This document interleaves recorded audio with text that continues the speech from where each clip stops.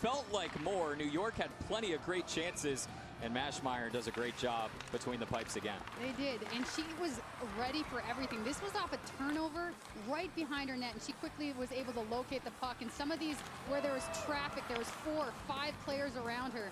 She is such a calming presence. It's no wonder that she's able to have such a high workload, because she can handle this like a pro. And so here's another look at its point-to-point, down low to Jesse Eldridge. This was literally with 30 seconds left in the game to keep the score. Did have a bunch of really good looks, some help from some posts. There's one. What a great play by Emma Greco to keep that puck out of the net after it hits a post. Marie-Philippe Poulin was the shot taker on that one. They had a crossbar by Barnes. Boom! That one rattled off and hard. So a little bit of puck luck for Boston, and once again in the overtime they had another good look in Montreal. This time it's Laura Stacey. She's ended one in overtime before. She puts the burners on, goes to the net. That point. She's a big, strong player. She was using her size and strength. I love this play. Comes into the corner, battles one player, then battles 2. She wins this puck, gives her team an offensive opportunity by beating 2 players in the corner. She did that all over the ice all night, and that is ultimately what led to the 2 assists that she was able to get.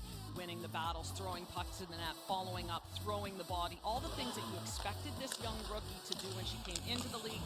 Takes a little bit of time, though, to make that transition. She made it tonight, pulling a China shop at times. I love the game that she played.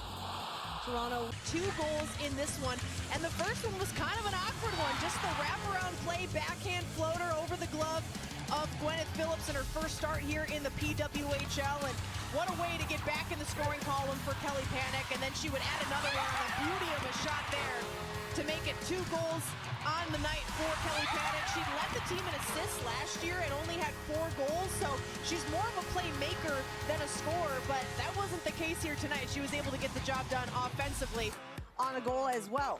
Love this little chip in by Mueller.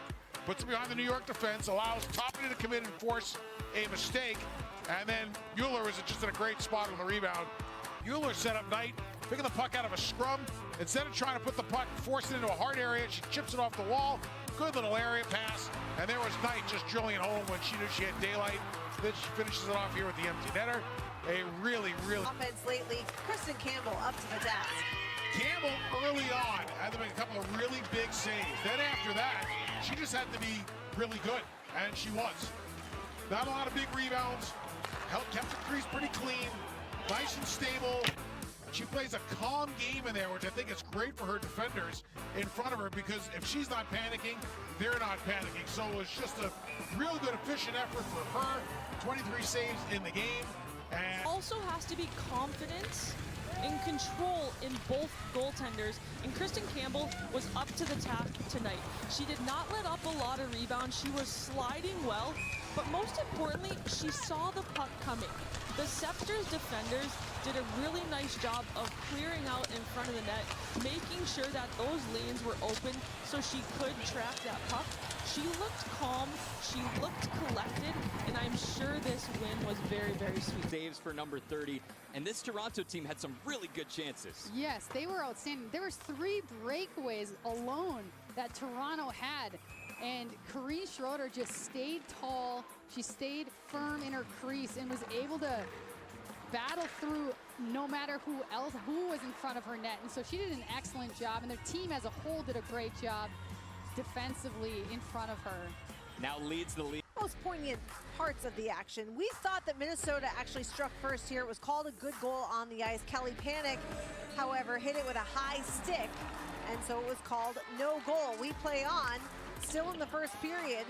The puck just comes around, and Peyton Levis is right there. This is a how-do-you-do goal. Surprise, yes. Picks up the goal as New York caught Minnesota a little flat-footed here, caught the goaltender Rooney a little flat-footed.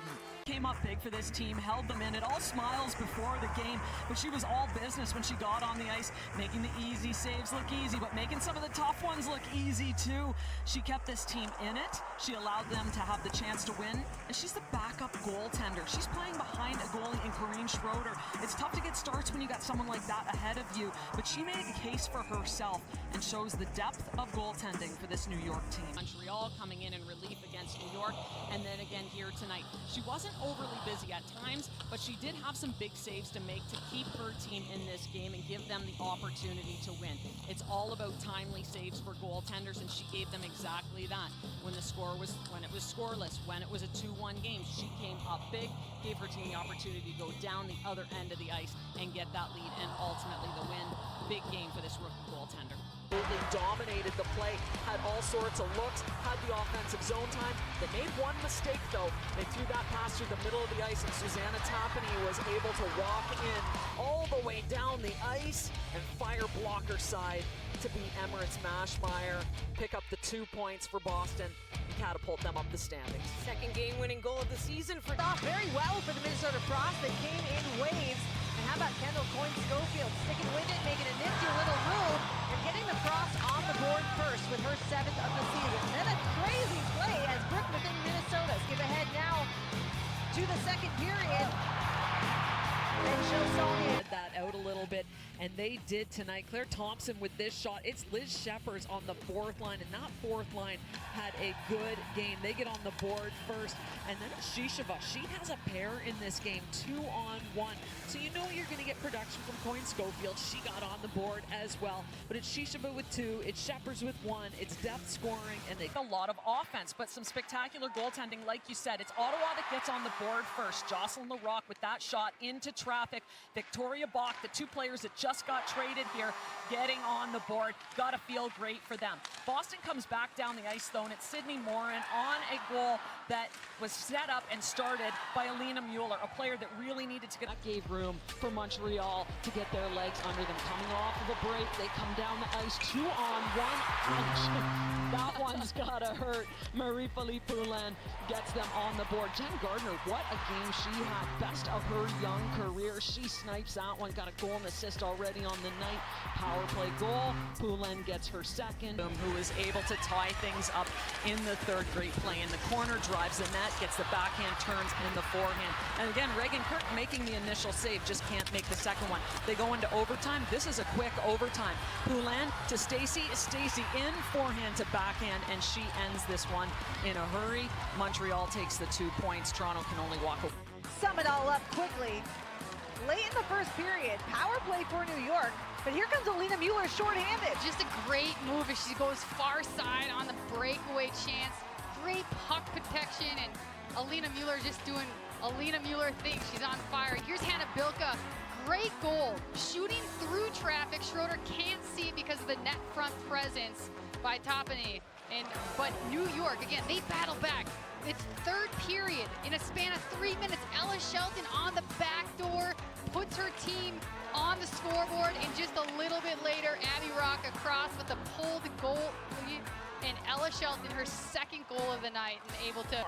But she probably prevented about 9. And in overtime, she was unbelievable. Jessie Eldridge, so dangerous.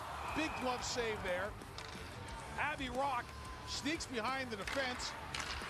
Bourbonnais with a huge home run pass. Here comes Rock, tries to go to the same area. And another huge save by Hensley as Rock started to pull her.